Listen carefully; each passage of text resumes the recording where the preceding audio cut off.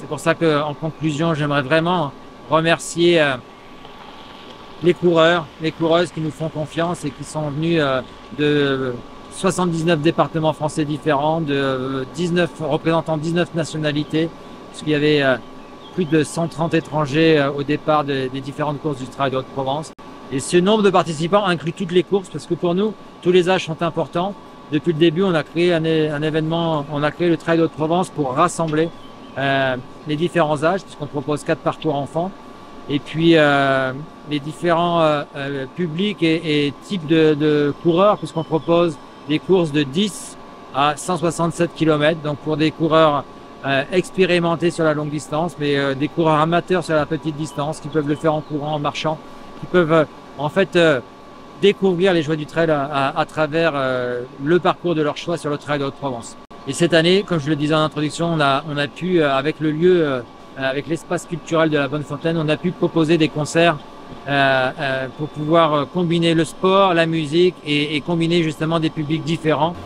Je voudrais remercier bien évidemment les bénévoles, ils étaient plus de 300 cette année à venir d'un peu partout. Donc un énorme merci à toutes ces personnes qui croient au projet, qui nous rejoignent et qui le font vivre, parce que c'est vraiment grâce à eux qu'on arrive à le faire. Donc merci à vous, chers bénévoles, merci d'être là et de répondre présent. Et puis encore une fois, au vu des retours des coureurs, c'est énorme ce que vous faites. Vous participez de manière grandissime au développement de cet événement.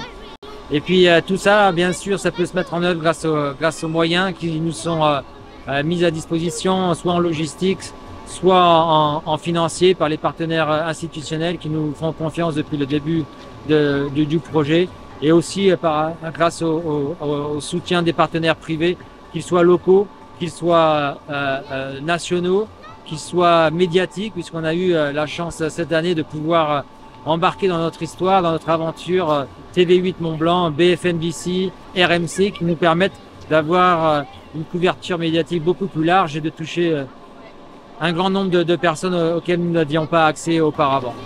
Clap de fin de cette édition 2023, avec le sourire, fatigué bien évidemment, les traits tirés, et puis il nous reste tout le rangement à faire, et puis bien sûr la grosse fiesta de ce soir pour remercier tous les bénévoles, les partenaires, les prestataires.